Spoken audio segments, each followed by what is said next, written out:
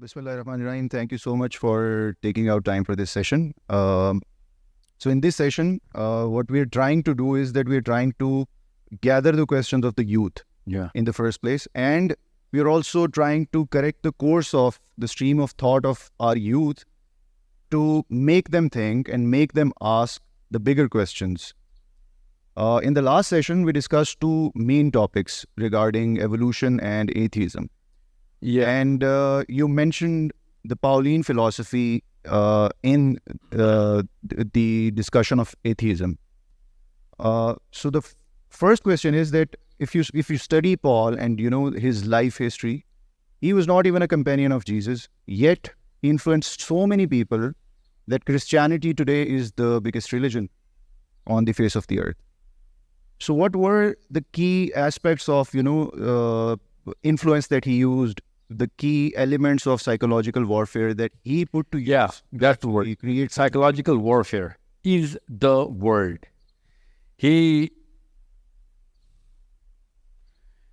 did two things. First, he had, what was going on at the time of Paul? By the way, this is a lesson for the Muslims as well. All Muslims should know and learn from Paul or the Gentile at the time of Paul. Jews were what? 5-6% of the whole world, especially the Greco-Roman, demographic. No more than 5%. And I'm giving you a high number here. So no Jew was ever going to believe in his letters, especially, let me quote you from the Bible, Galatians. Now, what is he saying in Galatians chapter 1, chapter 2? He's saying chapter 5. Oh my God, there's so much to play with. Paul has been very busy. 1 Corinthians, 1 Timothy. All of these books, Paul is writing clear letters. He's doing it's a two-step process he did. Number one, he first and foremost had to gain some authority. And he was never going to get authority because I'm assuming I did not get enough data on what Paul was going through before his journey to Jerusalem, because there's not much data. And I tried to find it, but there's not much data. So what did he do? He came up with this notion that on my way to Jerusalem, I had a vision. That's Galatians. If you can put Galatians. Here you go. And for this purpose, that's 1 Timothy, right? Yeah. I go through Galatians and you'll find out that he's self-appointed chief rabbi of the Jew, not the Jews, but the faith. Now, he's the one who actually introduces that Jews are the descendants of the covenant of Hagar, which we Muslims are, by the way. And he's representing the covenant of Sarah. Now, see his strategy. It's very clear. Now, how did he get the authority? He didn't get any authority. He just proclaimed it. He said, I was taught by the one in my own visions, and I was not taught by any man. That's Galatians chapter 1 and chapter 2. I was not taught by any man. That means I'm a superior person. Ironically, a guy just asked me this question that God is speaking to me. You know what I'm saying? So he literally said, God is speaking to me.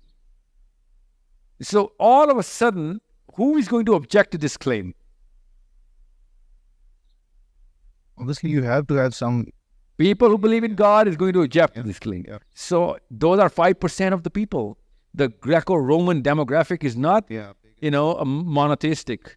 They're at best henotheistic. They believe in one God, which is Zeus. But, and there are so many gods. So Jews had to go against this very notion. So all of a sudden, he turned to the non-Jews. And he said, I am to the Jews a Jew, and to the non-Jews a non-Jew. And all of a sudden, he's the one who's actually telling that Peter, since Peter was there to follow the covenant of Moses, I'm here to make sure whoever does not follow the covenant of Moses, I'm going to talk to those people and make them follow me. Gentiles. The Gentile. So it's a big lottery ticket he's selling. That you know what? There's one God. They already know so many gods. So all of a sudden, there's less baggage. One. Number two, he's got a divine authority of a covenant, a promise to the promised land, and a representation of the biggest possible stature. It's a fantastic claim with absolutely no proof. A fantastic claim requires a fantastic proof. So, okay, you speak to God. Okay, well, there has to be something more than just your word to it. But no, there's just 14 letters about this. I'm deducting the Hebrews and the Romans. But if you look at Galatians chapter 1, Galatians 2, 1 Timothy, Corinthians, 1 Corinthians, you find out that he's diverted from the Jews. He knows that, you know what, Jews are not going to object to it because Jews don't care about the Gentile. Whatever the Gentiles believe, Jews has nothing to do with it. Who's going to ask him why is he teaching something wrong? No one. They don't know anything anyway. You know what I'm saying? The Gentiles are absolutely a blank slate with a lot of corruption coming in from the Greco-Roman theology, nothing more. He's using those concepts because who gets to be spoken by God? Of course, you know, Zeus speaks to a lot of the gods. You know, Zeus speaks to Hercules. All of a sudden, when Jesus is going to speak to Paul, it's not a fantastic claim for the Gentile of that psychology. So, we know what happened later. All of a sudden, you never see Pauline philosophy propagating inside Israel unless, of course, you go into John Darby's, the later movement. Right now, Pauline philosophy never entered Jerusalem. He was kicked out by James. Pauline philosophy was well embraced by the rest of the world, especially, let's just say, Constantine. And then with Constantine came the rest of the planet. Now, it is the biggest philosophy by stretch in the planet. Let's just say, I wouldn't be so wrong that all of the Christians are influenced by Paul, courtesy of, look at this, and to the Jews, I become a Jew, and I might win Jews, which he didn't. And to those who are under the law, as I'm going to act as I am also under the law, of course, and by the end of it, to all men that I may be means of to save as much as I can. So this is a statement of hypocrisy. Any human being who writes this paragraph in any one of his speeches will be kicked out of the stage.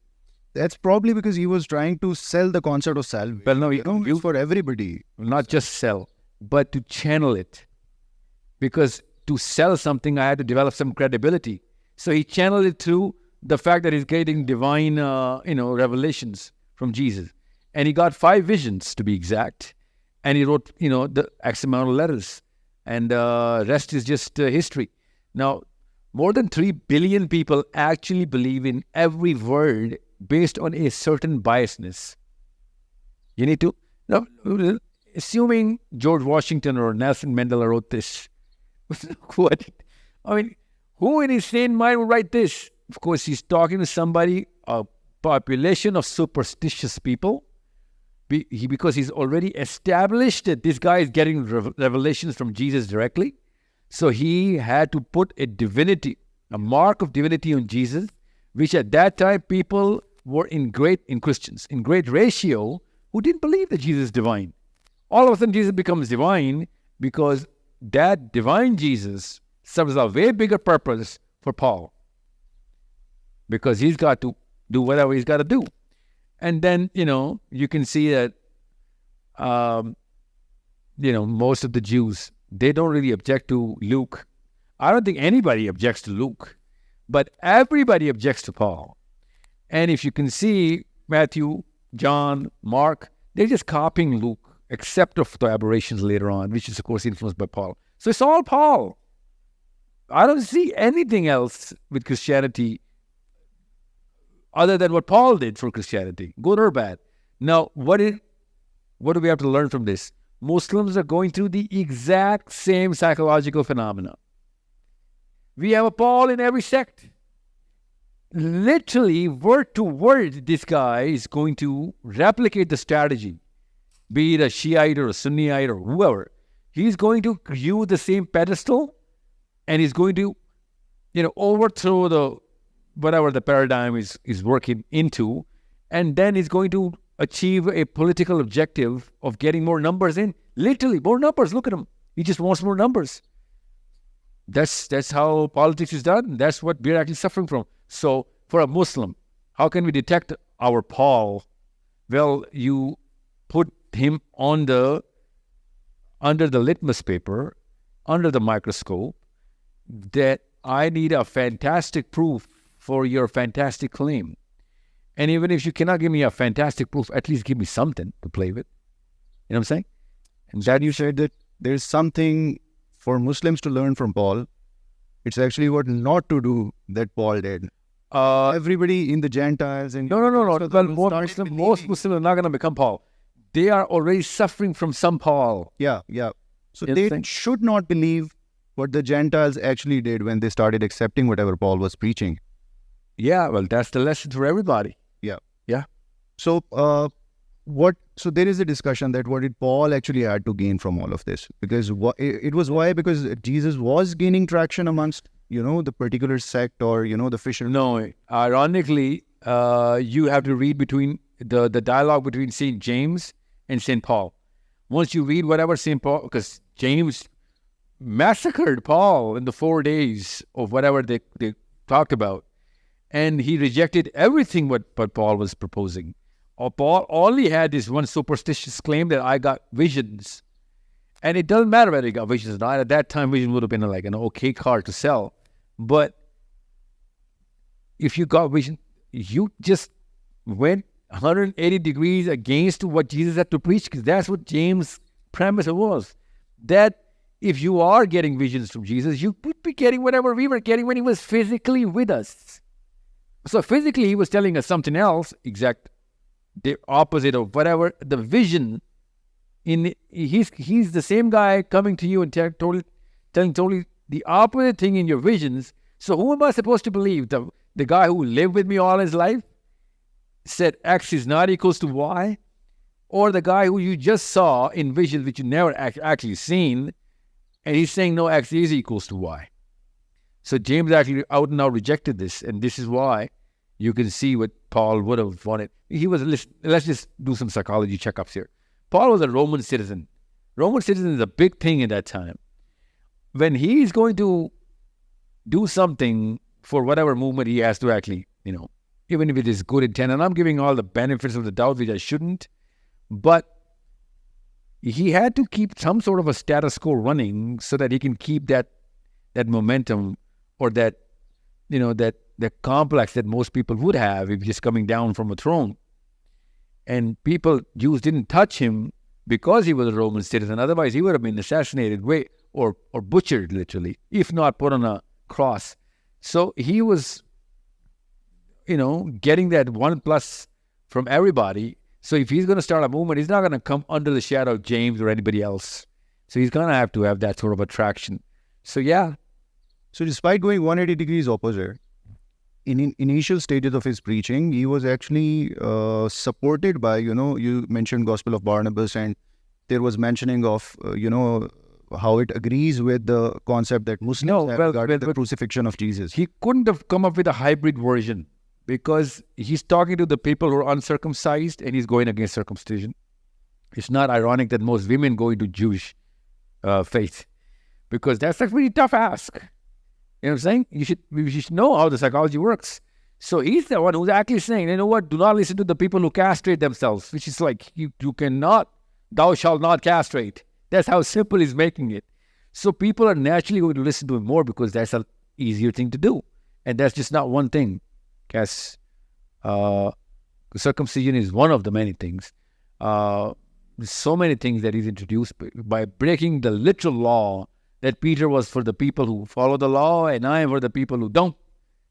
And then now we know that Christians practically do not have any of those teachings of the Torah. They don't keep the Shabbat, nor are they actually, practicing any word of the Old Testament, except trying to smuggle Jesus into, certain verses of Isaiah and whatnot. Also mentioned that it's basically a common belief amongst the Muslims that the concept of crucifixion amongst the Christians is very different from what we Muslims believe. But you mentioned that it's mentioned in the Bible in one of the lectures that it's mentioned in Bible that the crucifixion of Jesus didn't actually happen. Can you elaborate a little bit? Book of Matthew is actually, Why do you think the Ethiopians called Pontius Pilate a saint? Pontius Pilate was the guy who gave the order of the execution, the crucifixion, right? He gave the kill order. And all of a sudden he becomes the saint. So when we read through Matthew, you'll find out that at the time of the crucifixion, people were gathered up in the altar, and that's a normal day's routine for anybody because that's a kill day, and that's not just one day. It's all of these execution orders and capital punishment or whatnot goes through the altar. So he's sitting in that, he's coming into the terrace, and all of a sudden, but that morning was special because he writes that his wife has seen a dream, and the whole dream is narrated. And because of the wife's dream, he has to let go of somebody because that's the dream. And that's a very important figure. Now imagine, this is a true dream, by the way, I believe that, because he did let go of Jesus. And he comes out on the terrace and he says, since my wife has seen a dream and it's an anniversary, I need to give you guys a gift. And I'm not giving any sort of I'm not paraphrasing here. He's literally putting it all on the wife's dream. And he's literally giving a gift to the people. And there are two people, one from Nazareth, who people love, who people absolutely adore. And then, Jesus Barabbas. Jesus from Nazareth and Jesus Barabbas is the guy from Nazareth. Or I just keep mixing them. Just go through that, you'll find out. So what happened was, he asked the people, of both of these Jesuses, who should I forgive? People naturally jump onto the fact that, so since this word Barabbas means the son of God in Hebrew, Barabbas, they did not translate this, even though they translate everything. This word is as is written without changing without telling us the real meaning, because people just say, Jesus the son of God, Jesus Barabbas. Okay? So if he says, I'm going to let go of one you choose, he's not choosing because of the name. The Bible just says, Matthew just says that, they let go of Jesus Barabbas and they put Jesus on the cross. Well, which Jesus? We don't know. Now, this is not our time of YouTube or Instagram or whatever. What happens? Let's just say 2 people were killed in Sialkot, right? We don't know what happened. We just got to know, and whatever we did get to know, let's just say we have that on video somewhere, because how did they get killed? Nobody was recording that. They got killed and whatever, and this last incident in Sialkot, we don't know what this guy actually was doing. We just hear it from people. Now we have the cameras, and we have all the recordings, and we still can't tell what happened. In the older days, not old as in Jesus, older when there was no camera or microphone or TV, people used to believe wherever the news used to come from and ask people about whatever happened. No, he did not even say that I'm not going to kill Jesus. He said, out of these 2, which one would you want me to forgive? And he kills Jesus. Not Isa ibn Maryam, but one of those 2 people named Isa. So that indicates towards a confusion only. Yeah. It doesn't prove that Jesus... This is book of Matthew. I'm not quoting myself here. So when I read this, I'm like, okay, hold on.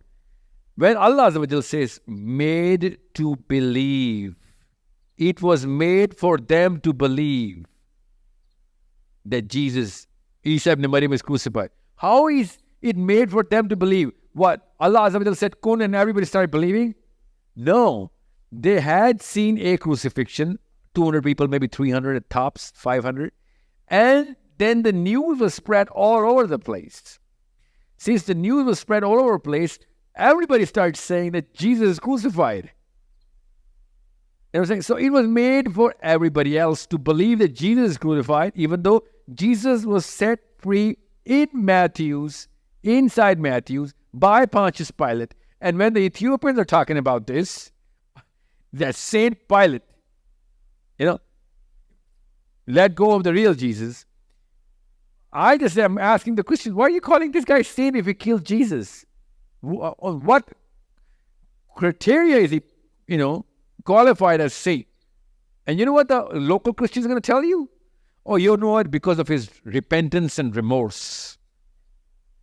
He repented and remorse. He killed your God, for God's sakes. Is there a remorse for that? Or can you repent from that? Or even if you can, let's just say. Because Jesus did die for everybody's sin. He never became a Christian. How can he possibly, be a saint? So Ethiopians have a very strong angle for that. They're like very literal about this. Like, he's the guy who let go of Jesus. They don't believe that Jesus was crucified by St. Pilate. Pontius Pilate is a very respectable figure in some parts of Christianity. Okay? So that's the book of Matthew right there. So you think that Ethiopians don't believe that Jesus was actually crucified? No, they don't believe that Pontius Pilate did that. Now, that's the extent of what Ethiopian... No, because, of course, it's only the Unitarians and Christadelphians. They never believe. Unitarians and Christadelphians believe that Jesus died a natural death.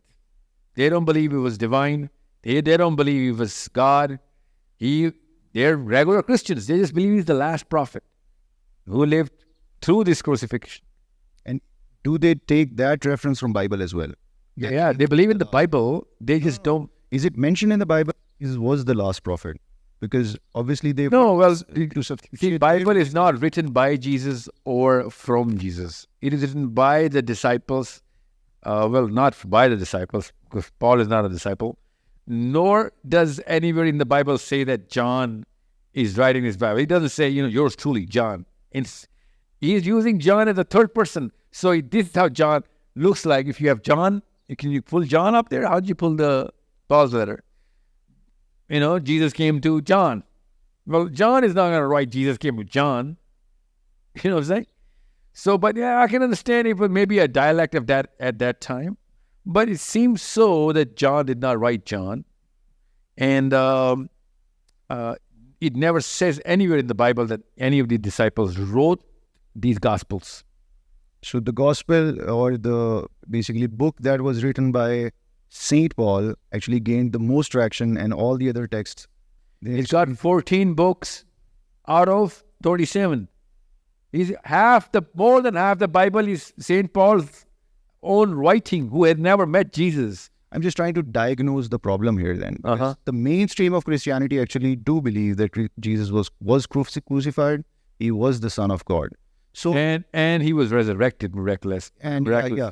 So is it just because of Paul's preaching that this idea was actually mainstream amongst the Christianity, or was it because if it's mentioned in the text? Yeah. Good question. No.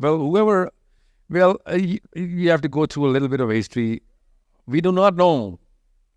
And any Christian can debate me with this. We do not actually know who started this, because Council of Nicaea happened in 200s. P.B.U.H, who's the big name, P.B.U.H. You got to read about who P.B.U.H wrote.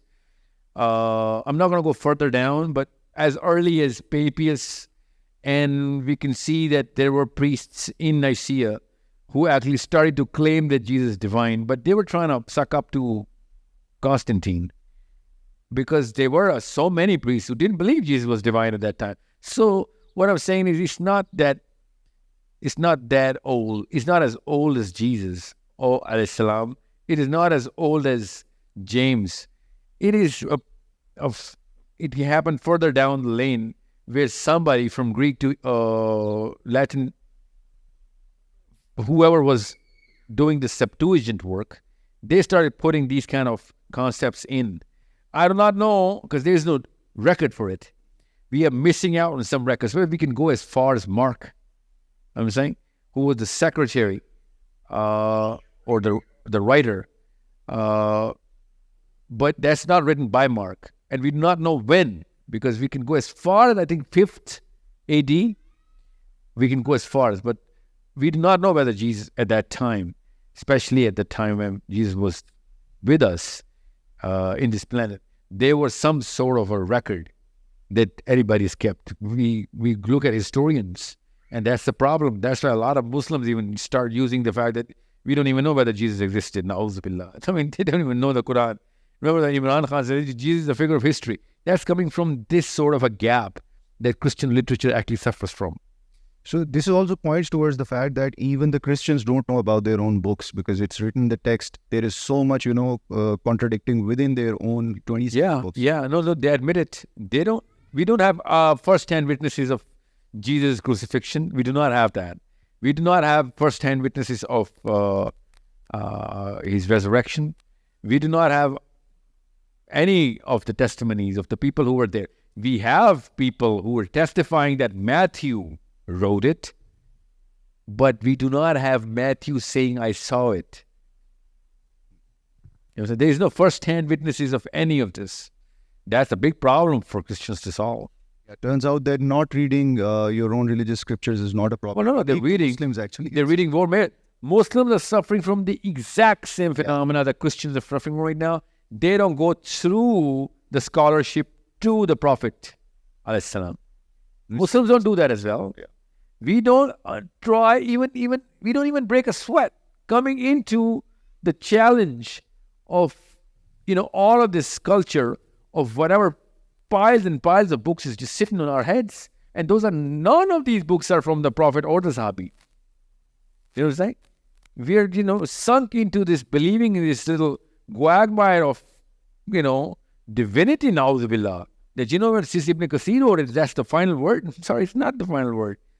The final word and the first word is the Quran. First and final word. Now you can challenge anybody and every scholar, whoever wrote the tafsir. You have to challenge it as far as I'm concerned. But people are not going to do that. And thank God we're speaking English here. And it's like, otherwise, this would have been a bone of contention as to why even think about this. Yeah, exactly. Why even think about this? So, coming back to, the religious scriptures, Jews are also actually battling with similar kind of issue, yet they are able, withhold their actual religious identity to some extent. Even if 45 or 50% of Jews are liberals, yet they are able to, their own identity intact. Well, no, they're not. The liberals, this is how the map looks like. Well, you have the liberals on the left hand, and then there's the classic Orthodox Jews. And then the classic Orthodox Jews do not disown the liberals because, they are Jewish. But Jewish liberals have nothing to do with the Torah. Okay? Because they're influenced by somebody else. So the two types of Jewish philosophies, one is the rabbinic and one is the Babylonian and rabbinic. Now the Talmud is not written by both. You need to understand that.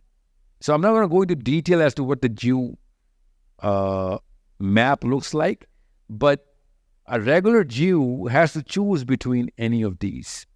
So you'll find out that the oral commentary, which is what I'm talking about here, which is what Christianity is filled up with, these people, they challenge the Torah, and Torah has been the most challenged book by the Jews. Classical Jews have challenged Torah blatantly. Muslims have never done that. We call it the Salaf's way. You know what I'm saying? Torah is not the word of God, nor the word of Moses, nor the word of prophets. That's an oral commentary of the sages. They're the orders, the 6 orders of, let's just call it their opinions. So that's a bottleneck between them, a Jew, and going to Torah. But Jews came up with this methodology called the P.B.U.H. Now that's some gift that they gave to the regular Jew. P.B.U.H. in Hebrew literally means the flattest meaning of the word. So they cling on to the Torah way more, of course, than the Talmud. And if it does not say in the flattest, most simplest meaning of the verse, whatever Torah is saying, then they divorce Torah. The Talmud can have multiple meanings to the same verse of Torah, but it has to have the simplest meaning with it. So let's just put the same instrument on the Quran. When we open the Quran, when I say that in Surah Kahf, Allah Azza wa Jal uses the word Sadafain, we are not using that methodology of P.B.U.H. Okay? We use the translation of mountain. Okay, then Sadda, that's a mountain. Sadafain, mountain. Right? Sudain, mountain. So why is it not saying Sudain upstairs? Why did it say Sadafain? Well, that's mountain. So you're divorcing the simplest meaning of the word and you're incorporating such a weird meaning which does not really fit, but it has to have an abstract flavor of it. So Sadaf actually has a meaning in Arabic, and mountain is not one of them. Sadaf. Okay? You need to see what's the problem here. So Jews saved themselves and jumped into the Torah. Muslims jumped out of the Quran by putting the sages in between them, the Quran and, the people. So I'm not just talking about when you go to Surah Takwir. Surah Takwir cannot possibly carry the meaning which it is written in Urdu. Surah Talaq.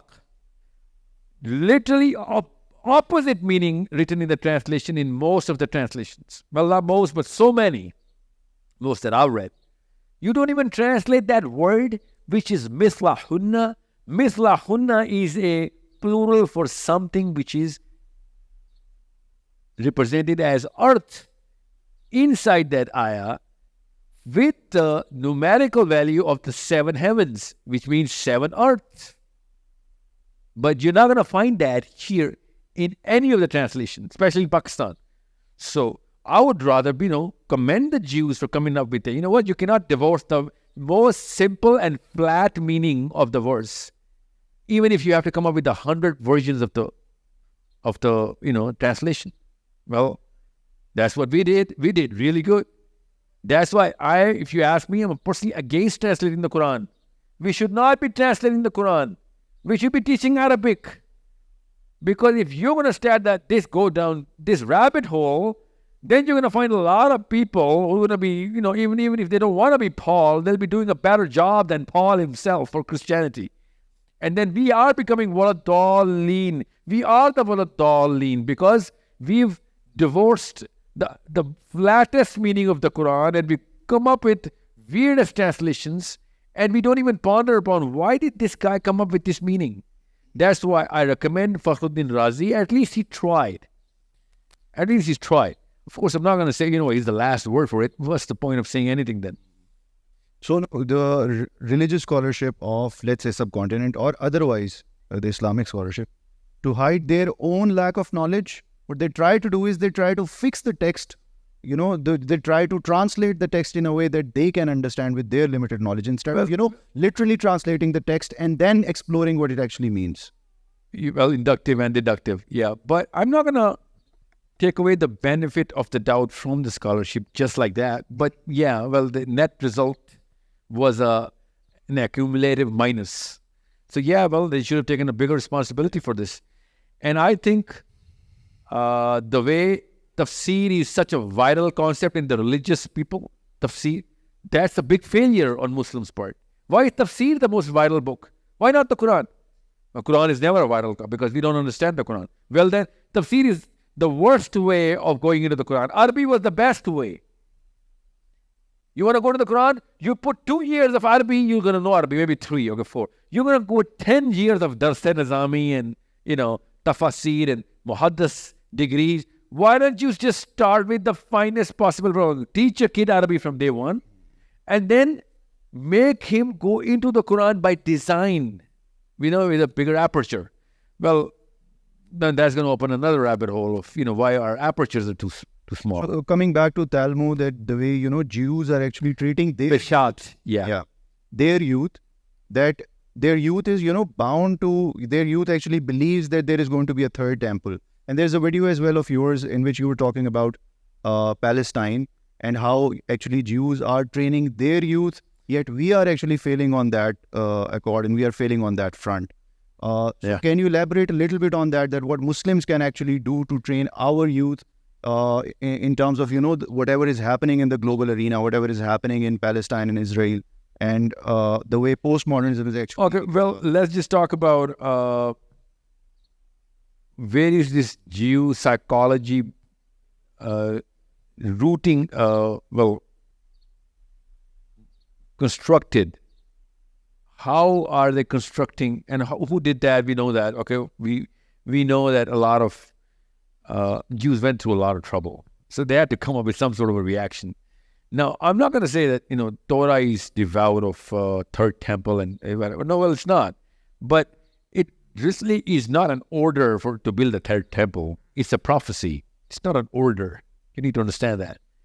So once we know that Moses didn't build a temple, he was against building temples. That's he broke the tabernacle. So somebody came up with this. Now, okay, let's just say, you cannot say that as a Muslim. Sulaiman al-Salam built that. You know what? Well, no, he built that. He didn't order everybody to start building temples. So it's a prophecy of the third temple that they're carrying, that, it's the house of the Messiah. Well, okay, so it's the house of the Messiah. We are also waiting for the Messiah. You need to understand that. As Muslims, we should be building them a third temple. You need to see what angle I'm trying to give to Muslims. That if they're waiting for their Messiah and we are waiting for our Messiah, then we don't have a problem. They're going to have their Messiah, we're going to have our Messiah. And their Messiah is going to have love and blessings to everyone. As a rabbi, we all know that. But there's a problem in the way they have perceived this whole, the political side of it. And that's where Muslims are suffering from, because we don't know. We don't see the political side of their Messiah. The first thing Messiah has to do, which I believe Isa ibn Maryam is going to do once he's going to come in, because we have the hadith for it. And they have the right prophecy for him. Whatever they want the Messiah to do is what Isa ibn Maryam is going to do once he's going to come. And that's what I keep telling people who are, the second coming deniers in Muslims. How can you not reconcile that Christians are already, the book of Revelation, even the Torah is filled up with that. Isaiah is filled with that. Jeremiah is filled with that. Zechariah is filled with that. Even Genesis is filled with that. Of what this whole Messiah tenure is going to start with, feel like, end at. And we know that, this is what Isa ibn Maryam is going to do. So we should know, why is that a problem? All of a sudden, that's a takeover plan. First day, system change. Well, it's not just our system that they're going to adopt. They're going to impose a system, and we will be literally giving bayah to their system. Can you not just do the math on how big of a problem that is? That they're waiting up on a big Armageddon against all the rest of the philosophies, and it's going to happen like this. You know what I'm saying? So, think through this, Muslims. I beg of you, think through this. Because if we are also waiting for a Messiah, which I am, and he's going to come in and he's going to, invade everybody and call himself, the only true message, which is only going to be left on earth, then I would be rejoicing with the fact that, it's good, it's a win-win for everybody. But we are going to go under the worst possible turmoil. We're going to go through mass killing. We're going to go through, anything that Islam represents will be massacred. And this guy is going to start claiming God, and even in the Christian Bible, and a prophet in the Jewish Bible. So we need to know when a child is harbored through this psychology, especially in Tel Aviv, in the streets of, Brooklyn and America, he cannot possibly adhere to Islam. As soon as you're going to come up with, the complete picture of Islam, he'll be like, okay, you know what? I can believe in all of what your book said, except when you start this Jesus theory, man. Because then you and I are an enemy and I'm going to kill you. And I'm literally going to, it's going to be a mitzvah if I kill you. Because that's exactly what my Messiah is going to do. He's going to, he's going to massacre you guys. I'm like, yeah, okay. Well, our Messiah is going to be only killing your Messiah, nobody else. But your Messiah is going to kill everybody else. See the difference between the two Messiahs and their approach. So I'm just worried that religiously we're not trained into the psychology of Jews, and we do not know how to interpret it as a basic implementation of the political framework that I would be assuming. Let me just give you an analogy so you understand. If we had a prophecy, which we do at some level of Ghazwa Hind, that in Pakistan there will be a guy who's going to come and take over the world, can you do the math on how superior we would have been? Imagine the whole world will be saved by a Pakistani. A guy who's going to be from the lineage of the Pakistani, and he's going to look like a Pakistani. He's going to come from, let's just say, Multan and travel northwards. If this sort of collection of ahadith was with us, you and I would have been two different people. You know what I'm saying? We would have been putting the Arabs down. We would have been waiting for that guy. We would have been looking at our sons for that kind of a sign. That's what the Jew psychology is. That's why they look down upon all Gentile. If our book said, you know what, Gentile is not equal to a Jew, for if you kill a Gentile, you know what, there could be mitzvah, then that's a totally different psychology. Their Messiah is going to bulldoze everybody. And that's why I'm against the 13 principles of Israel, because they pivot the Messiah in, and that's going to be a rampage.